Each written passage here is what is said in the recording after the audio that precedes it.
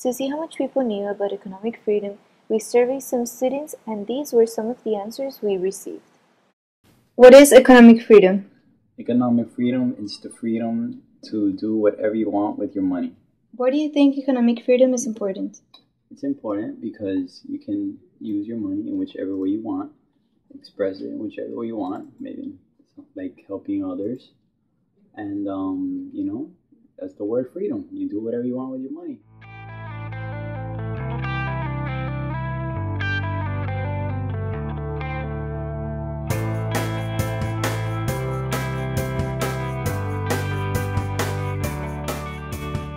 What is economic freedom? Well, that's freedom of having money. Free money to everyone. I give you money, you give me money, everybody gives everybody money. Let's all have Do money. you think economic freedom is important? Sure it is, because then that gives me free money.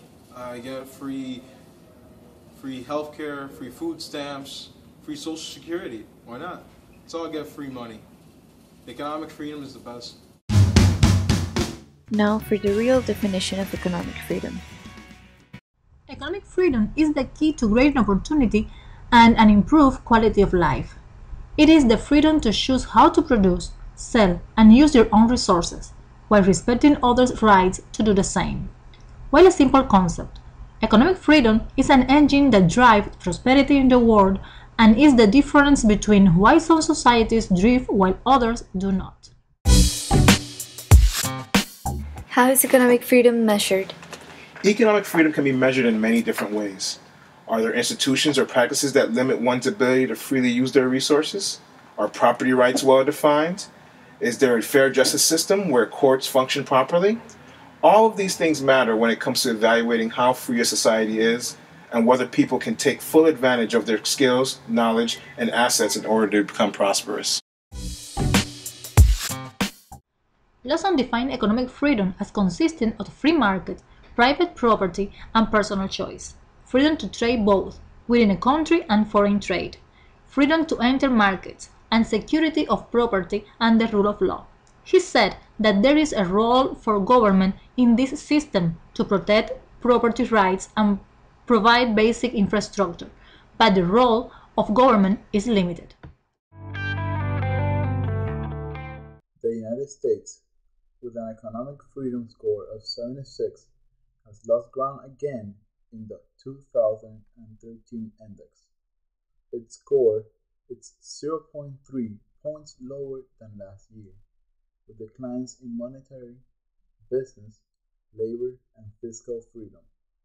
The US is ranked second out of three countries in the North American region, and its score remains well above the world and regional averages. High levels of economic freedom are a key ingredient in creating prosperity. States with high levels of economic freedom provide families with higher standards of living. Conversely, states and provinces with low levels of economic freedom will see families experience lower standards of living and reduced opportunities. Evidence across the world and within the United States demonstrates that stronger employment growth follows increases in economic freedom. Lower taxes, limited size and scope of government, and flexible labor policies encourage entrepreneurship, stimulate businesses to hire, and improve job opportunity.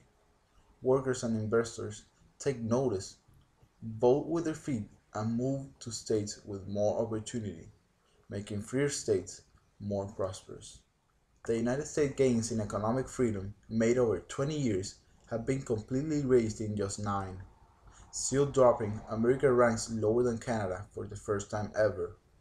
Driving this decline is a growing government burden of overspending and unnecessary regulations. During the Bush years, government overspent so much that nearly doubled the US debt. Under President Obama, spending is on its way to double again. Excessive regulations have made things worse. The Directory of Federal Regulations has increased in more than 81,000 pages. Every year, regulatory compliances cost businesses $1.75 trillion, which is enough to hire 43 million workers, a quarter of the US workforce, and it equals 15% of the US private sector economy. This has consequences. As the growth of the federal government spending has sped up, it caused the growth of the private economy to slow down, and as a result, the US is going through the longest streak of high unemployment since the Great Depression. According to extensive findings, countries with more economic freedom enjoy higher income per capita and better living conditions when compared to the lesser free countries. Measuring economic freedom in two different countries. The United States, with an overall score of 76, is posted as mostly free and is ranked number 10 among the world. Colombia, with a score of 69.6, is considered moderately free and is ranked at the 37th place. Colombia's rule of law are generally respected, but infringement of intellectual property rights is very common, with a score of 50. Now, the United States has guaranteed property rights.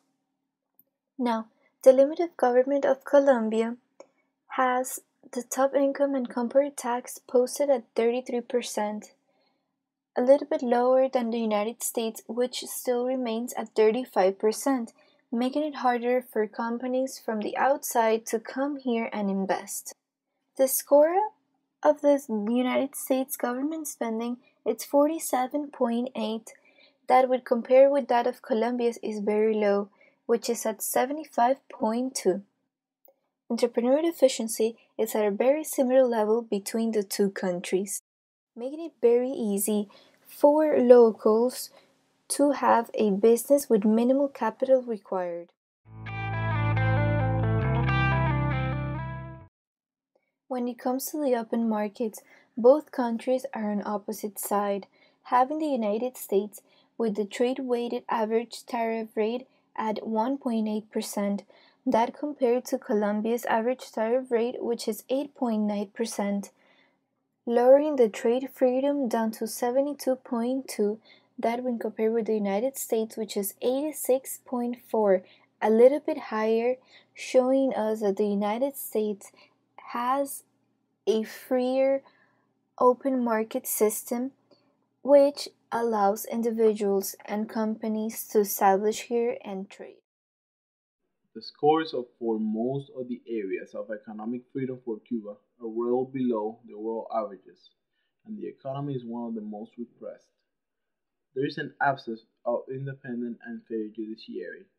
There are no courts free of political interference, and corruption affects almost all aspects of the economic activity. In other words, all the information about the state of the economy of Cuba is being manipulated by an extremely controlling government. Cuba becomes the perfect example to show that high government manipulation of the economy does not give good results. It makes the market inefficient and stops the flow of money. It creates a high risk of corruption, therefore creating a deteriorating economy.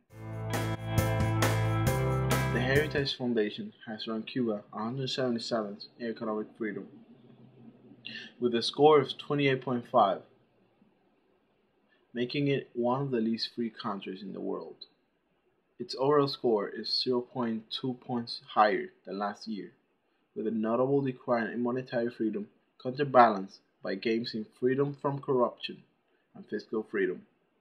Out of the 29 countries in South and Central America and the Caribbean, Cuba is ranked lowest, well below the regional average, which is 59.4.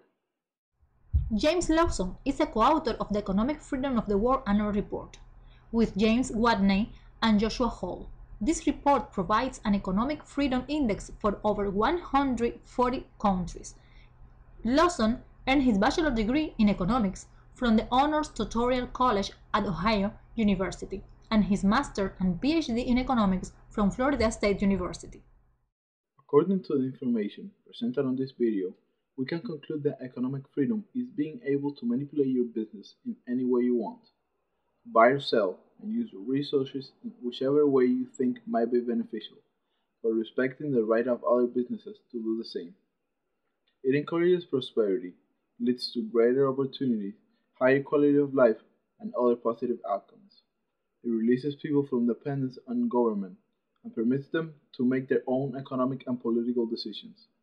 Across the world, we see a positive relationship between economic freedom and quality of life.